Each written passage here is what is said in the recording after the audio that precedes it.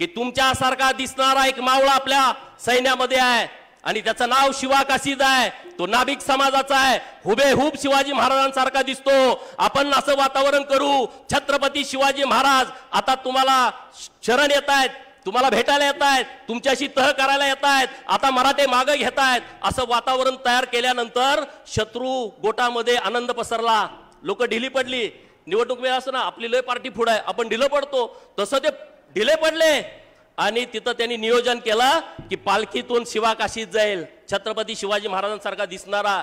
अरे पालखीत बसला, महाराजांची शिवा काशीदाची भेट झाली, महाराजांनी त्याला सांगितलं असं असं करायचं आहे। तो शिवा काशीद काय म्हणतोय, होय महाराज, छत्रपती शिवाजी महाराज म्हणून मी जन्माला आलो नाही, पण छत्रपती शिवाजी महाराज म्हणून मला मृत्यू येतोय, हे माझ्या आयुष्याचं मी परभाग्य समजतो।